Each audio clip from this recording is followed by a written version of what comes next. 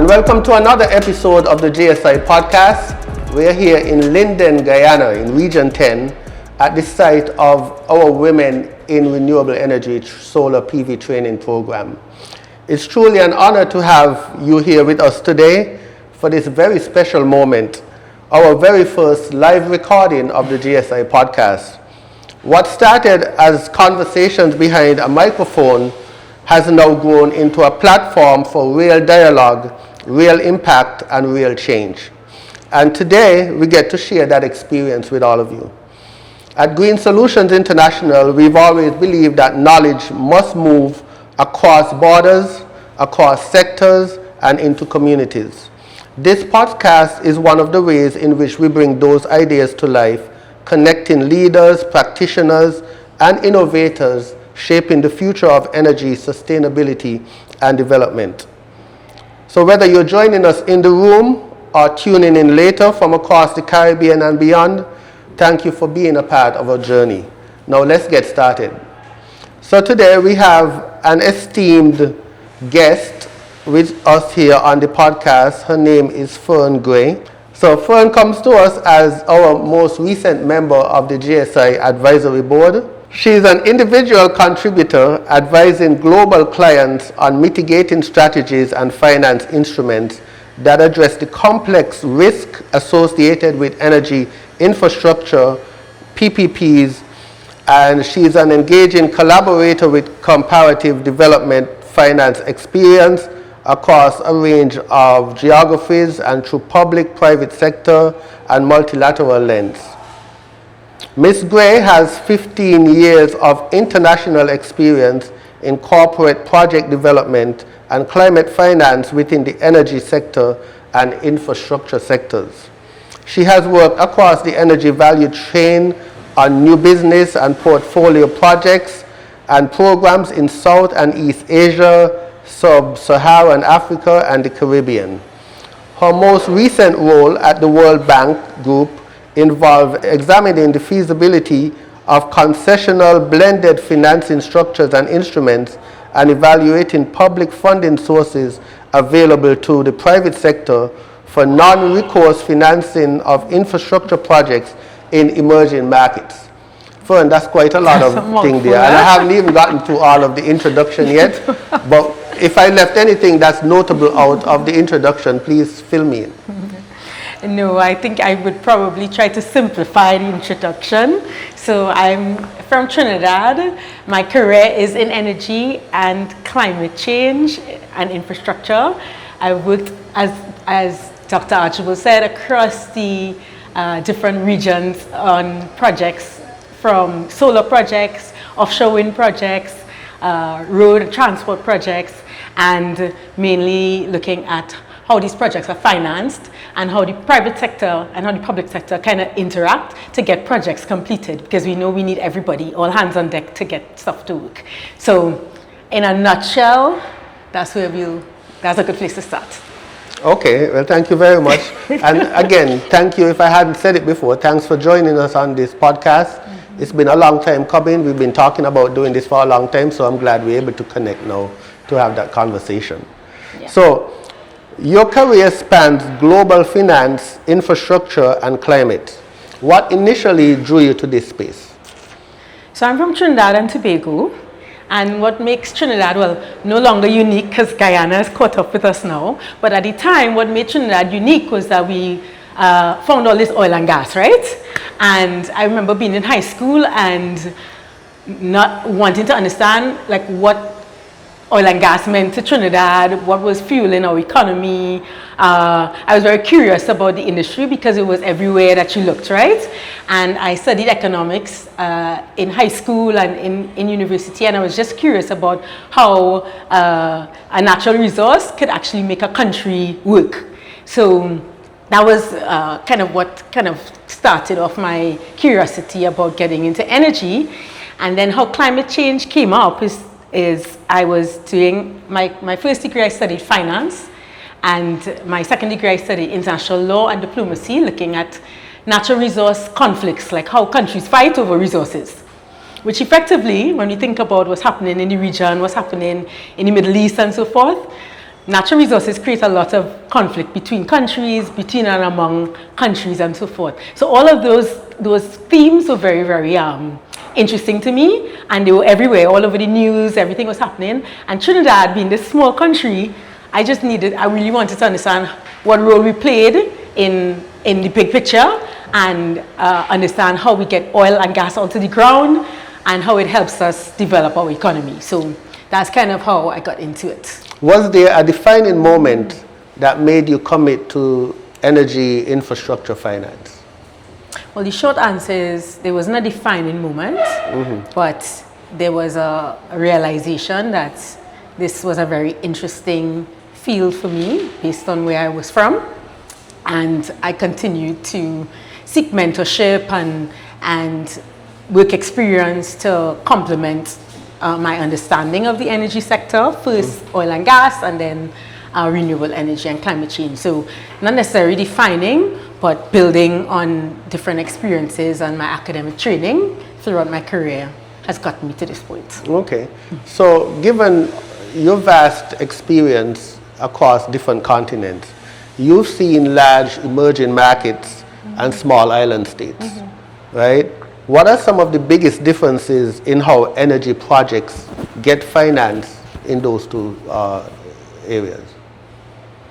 So there are many different points I can make, but if I were to think about some of the main points around what makes us as small island developing states have a few more challenges than the larger emerging markets, is one, sometimes the size of our projects are a little bit smaller, and when we kind of think about financing on the global scale, most of the interested investors really want scale. They want to see that projects are replicable and scalable, and most times in small islands we have smaller demand profiles for energy and so forth, so the infrastructure need is comparatively much smaller. So I would say scale is one.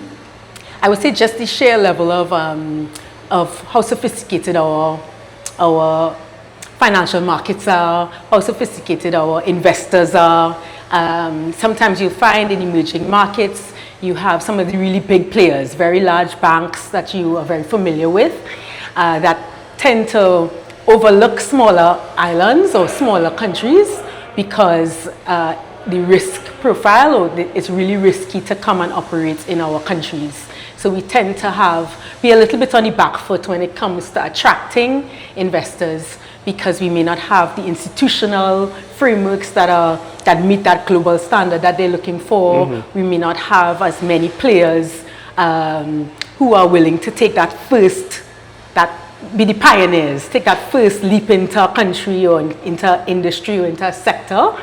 And without that first mover, which being in the private sector, most other companies tend to step back and stay on the sidelines.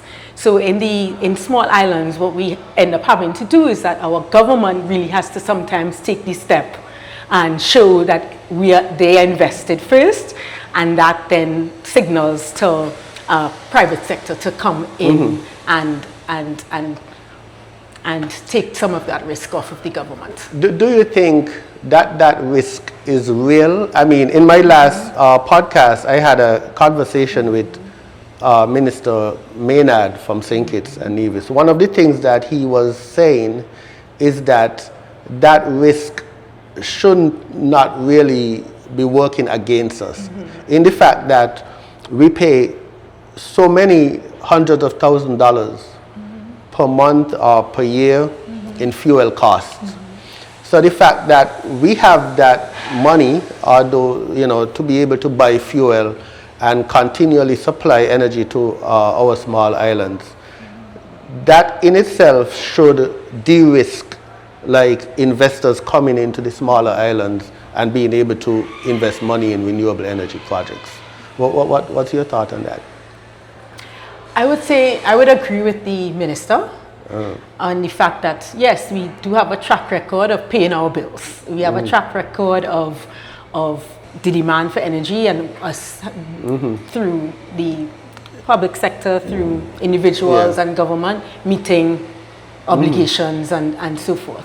I think where the issue comes around is perceived risk, around political risk in terms of our election cycles, how things change from one government to the next in terms of their priorities. Sometimes it's implied that we're less stable where that's concerned. I think in other areas where there's financial risks is because we don't have deep financial markets. So we have a lot of unbanked parts of our society, people who don't have bank accounts, people are not. So they look at kind of the population along some of these criteria and the risk that is implied with some of these things. So that's what I would say. Right. We'll look at what's happening in Cuba right now. Yeah. I know there's a situation in Cuba where they're running low on oil and gas because of what's happening in the Middle East, right? So people actually have to ration their energy usage in Cuba. You can't travel as much as you should, or you need to. You have to turn off your lights at a certain time, or maybe you don't have any power at all. So it's a real crisis what's happening in Cuba, which is part of our region also. So what's the play here? Do you think that, I mean, given the whole geopolitical situation and what's going on with the United States and so forth, where do you think this investment should come from, or where would it come from in order to help the people in Cuba? I mean, I can add more to that question, but I just want to know what your initial thoughts on that is when it comes to financing energy projects in the region. Yeah, I think the short answer is I'm very I'm very pro Caribbean. So a very long time ago, we've seen opportunities where we can really take care of ourselves and to an extent in terms of now you have Guyana producing, emerging as a potential source of supply. Trinidad historically, Venezuela historically, and it will continue on. So there have been reasons why we have not fully optimized that supply side security in terms of our energy security. For the geopolitical reasons, we have different regimes between Venezuela and Trinidad, and we've not been able to fully cooperate as a region on the supply side. On the demand side, all of the islands, we have demand for energy, and as you say, in some cases, we get our energy from outside of the region. And I think my answer to that would be as a region, we really need to let the investment flow into how do we get our supply, which is Guyana will play a very big role in that. Venezuela stabilizing will play a very big role in that, and Trinidad as having quite a significant amount of energy infrastructure, downstream, midstream, and upstream. We can do it as a collective within the region, and reduce some of that global risk that we face. I'm not sure what's actually the situation on the ground in Venezuela at the moment in terms of oil. I know most of the smaller islands, we will normally get our oil from Venezuela through the Petro-Carib agreement, I think it is. So I'm not sure what's going on there. But with the large amount of uncertainty in the Caribbean, I really believe that this is the time for us to really claim our own energy independence. Of course. And I think that renewable energy is really the way forward. I mean, the sun shines every day, right? And it's free. The only cost really that most residential or homeowners have to worry about is the upfront cost for the installation of solar. But I really think that we have an opportunity right now in this time to really claim our own energy independence. And as I said, we're here in Guyana. We're training all of these women to participate in the energy transition process through the GAISAL Women in Energy program.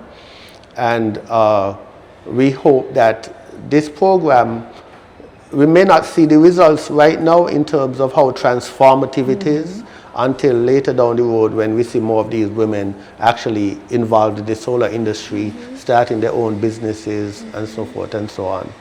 So what are your thoughts on that? No, I absolutely agree that my career spans the energy sector, from oil and gas straight to renewable energy. So I'm never one to say we don't need one and we need one more the other. I tend to think that obviously there's an energy mix. Every country has a different complement of resources that they draw on to further develop the economy and their people and so forth. So I think it's a ripe time for a country like Guyana to explore and exploit all the different available resources, including sunshine and the power of your rivers and your waterfalls, and through hydropower, wind, through offshore wind. We've done some assessments on offshore wind off the coast of Guyana and so forth. So I believe that, there is going to be a complement of different energy sources, and it's very, very, what makes renewable energy, and particularly solar and programs like this, is very important, is that it's really reachable. You can really, solar PV installations, it's a skill set that can be accomplished. It is something that is very modular, something that the systems you can learn. I'm sure that you all are enjoying learning how to set it up on a small scale, and it kind of on a large scale is almost the same thing. So I think renewable energy is quite important, and it will play a big role in complementing all of the other natural resources that Guyana has and other parts of the region has as well. There's a question that I wanted to ask you. I think you mentioned it earlier, blended finance. It's a term that we hear often. What does it mean? Break it down for us in very simple terms so that we understand what is meant when we hear the term blended finance. Okay, so blended finance refers to both where the finance is coming from and what the finance is, what the instruments are, where the finance is coming from. So blended finance is a term that talks about finance that is coming from donor countries.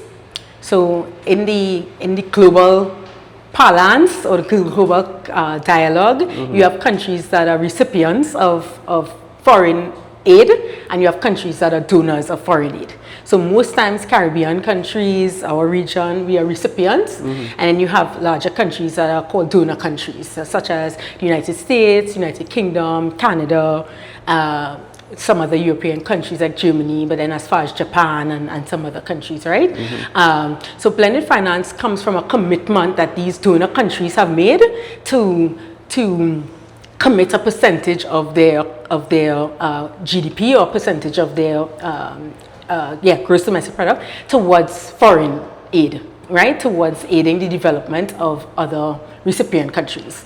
So that's where it comes from. What it is mainly, and I can speak about infrastructure, but it's pretty much standard across other sectors, is most times countries may have a finance gap, meaning you have a project that costs $10 million US, and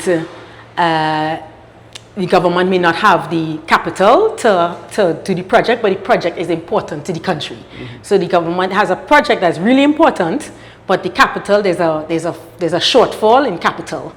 And if the government were to go to try to raise that capital by borrowing, like if you go to a bank, the rate or the interest rate to borrow that capital is very, very high, and it makes the project less attractive because the cost of borrowing that $10 million, or part of it, is way too high. And we could think about personal finance. If you're taking a loan, you want a very low interest rate against your loan. So blended finance comes in because those donor countries provide the capital at a lower interest rate, or sometimes at 0% interest rate, or at very, very what we call concessional or below the market terms that make the money that they're loaning or granting to these countries more attractive, and it allows the project cost to stay at a reasonable level.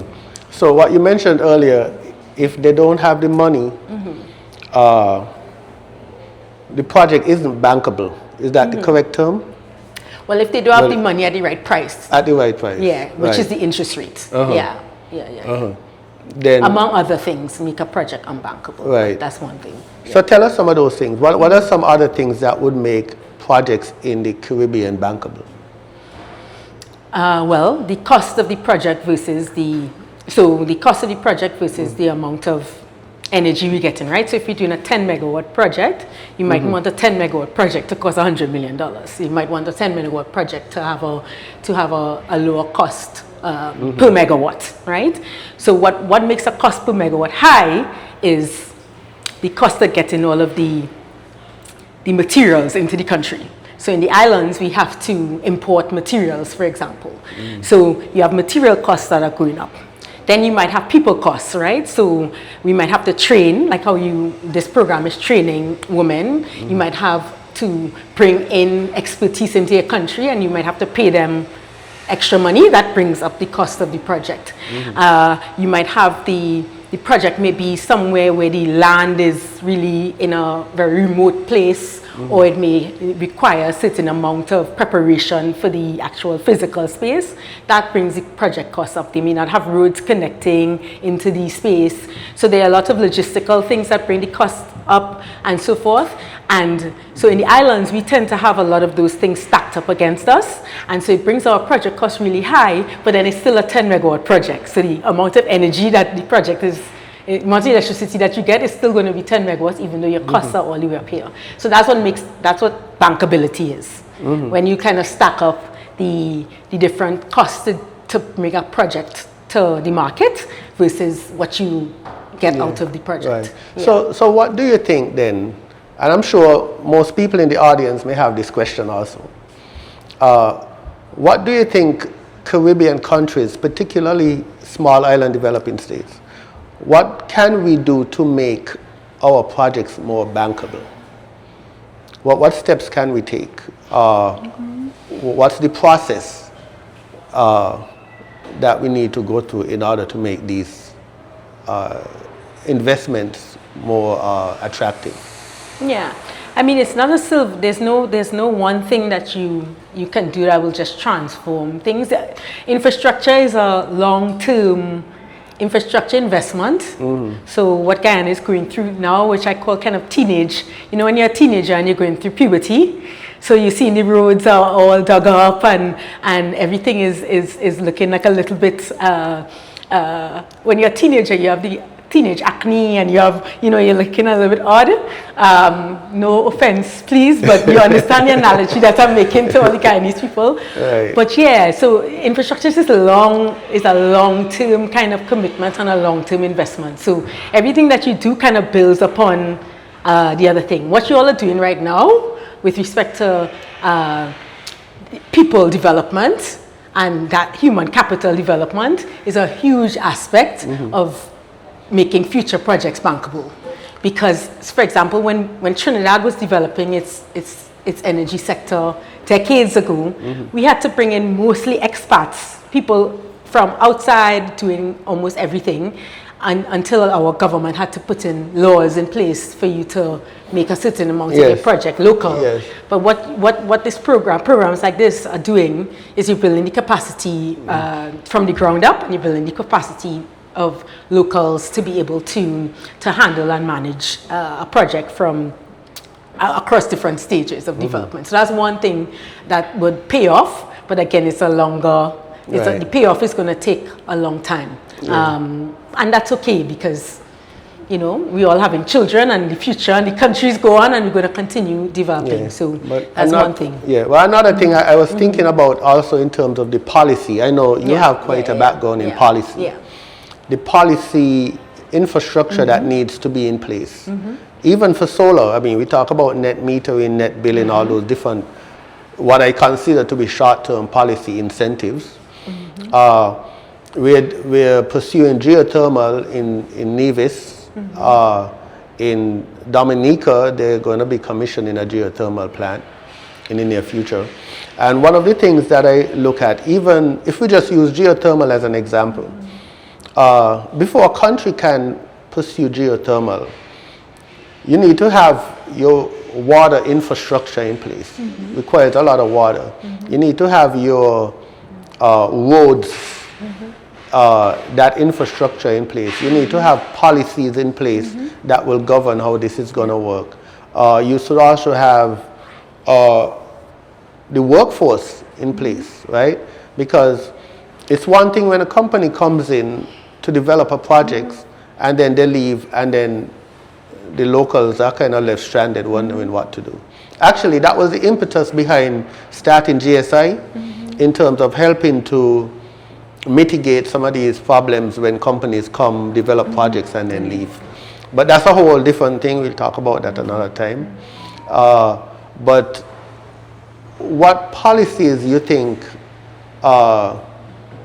do we need? You think as a Caribbean, right, we should have one policy that governs how we do renewable energy?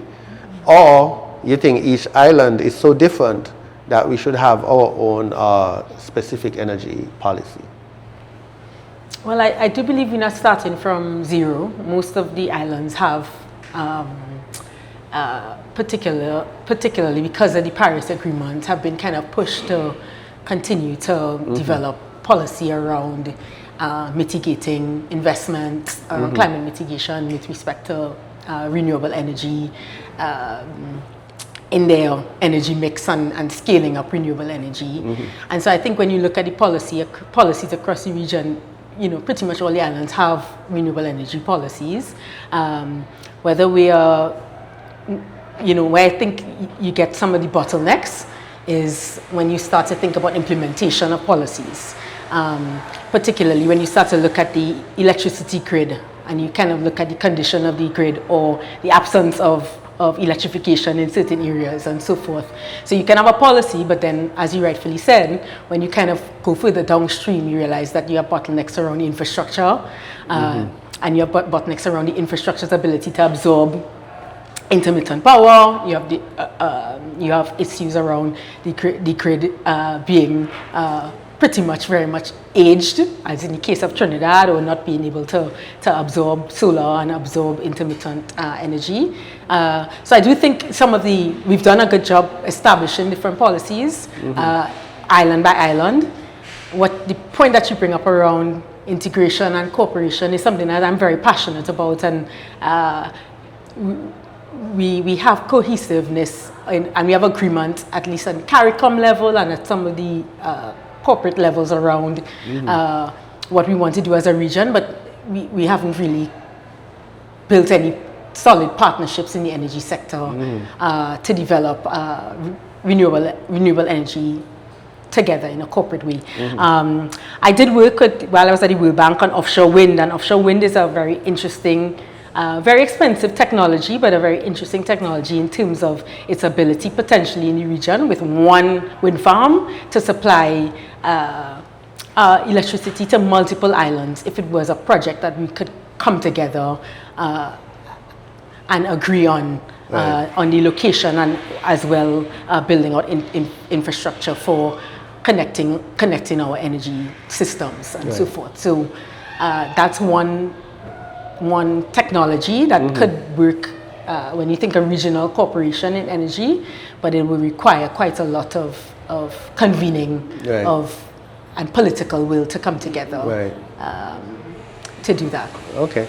I want to shift gears a little bit here now to ask you about your experience living in 8 different countries, right? What's one experience that changed the way that you see the world? Yeah, so I traveled quite a bit over the years. For my own curiosity, I really enjoy nature seeking and being in nature and so forth. I think I spent a couple months in Australia, and the vastness of nature, and I don't know if this is the right answer to your question, but I just saw, Jurassic-sized plants and animals, and it just made me realize how restorative nature is, how sustainable nature is. Nature tends to find a balance. If things go off balance, nature really it's quite a miracle, and we know why. But in my travel, I was just able to see how nature finds its way back to equilibrium. And oftentimes humans, we tend to struggle more with that. And we see it happen. So I tend to that experience and going back, traveling and going to different countries and seeing the natural environment tends to make me just have a lot of wonder around the perfect nature of how things are, the natural environment. Right. And how we can take steps to, in our own sustainable practices, to try to come back to certain equilibrium in our communities and in our countries. So Fern, you're quite an accomplished woman in the energy, climate, sustainability sector. You have made quite a name for yourself over the years, so I want to commend you on that first of all. And you're also a woman who has strong faith, right? So I want to ask you about that.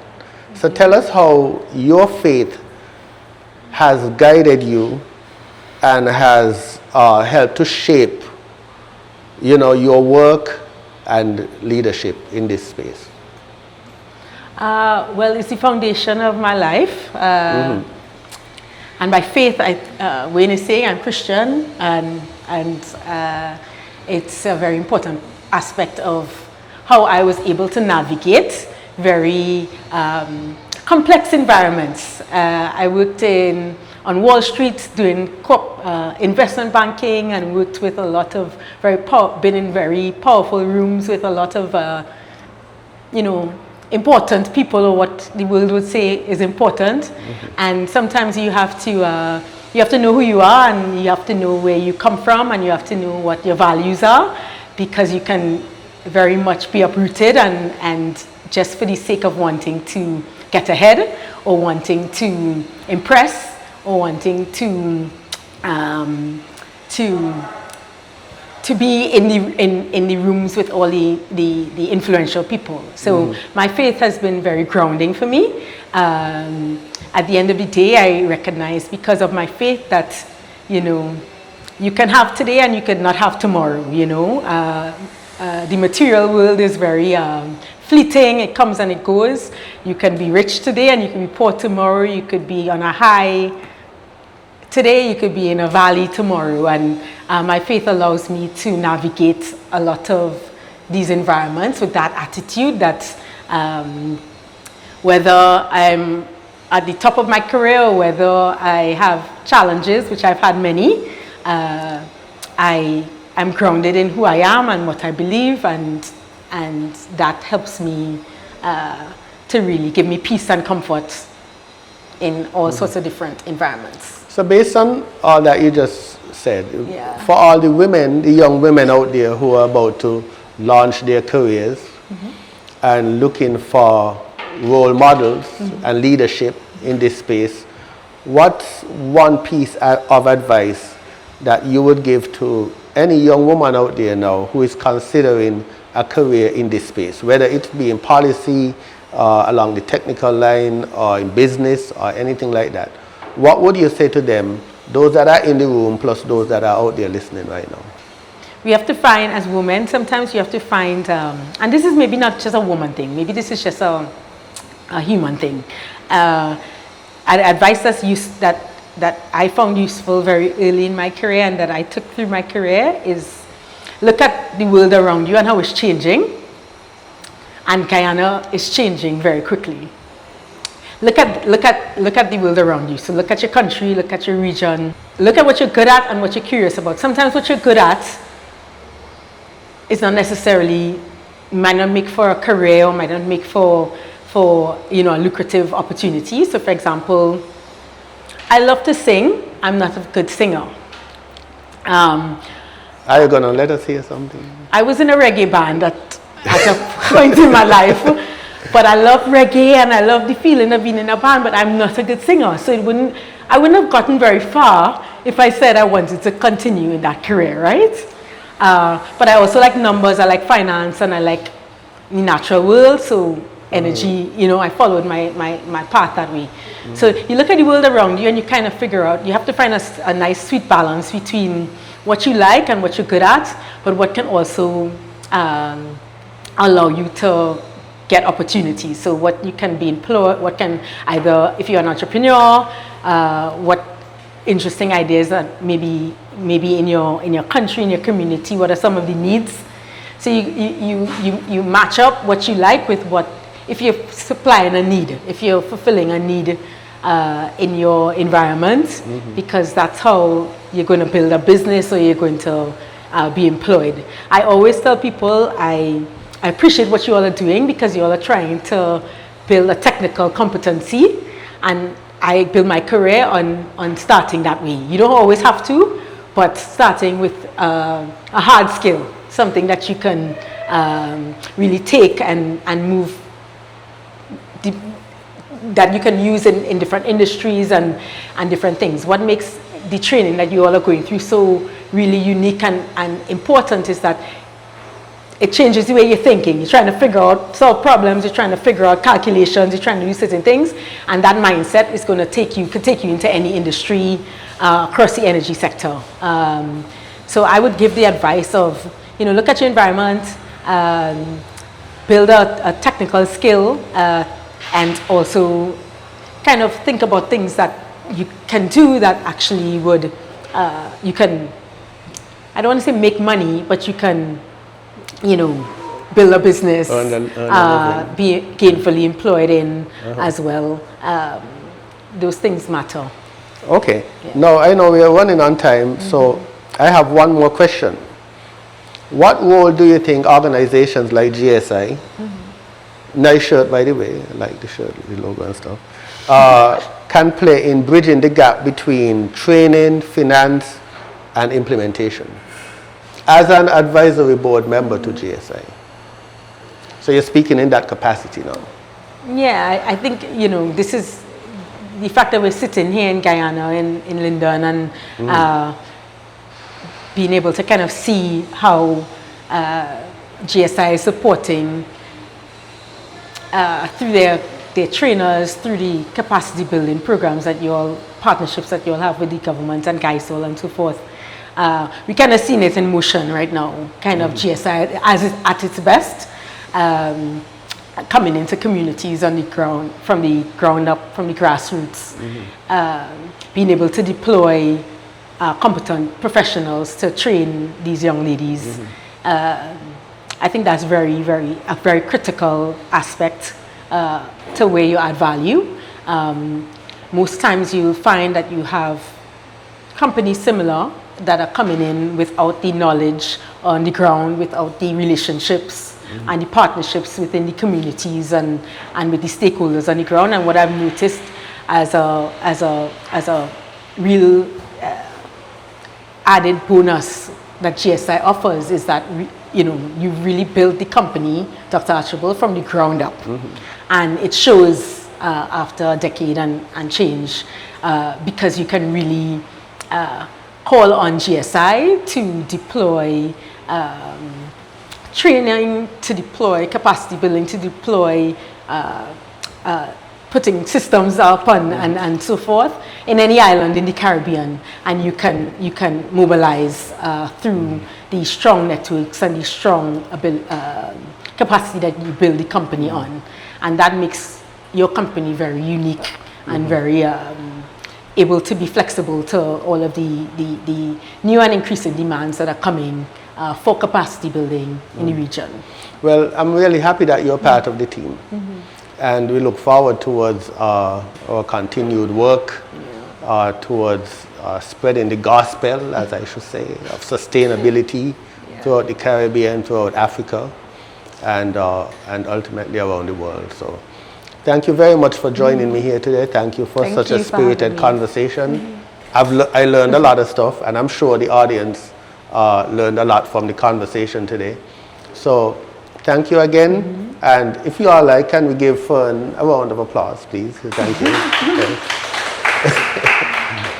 All right, so thank you. And be sure to follow our YouTube page at GSI_SKN for more stimulating conversations like this one.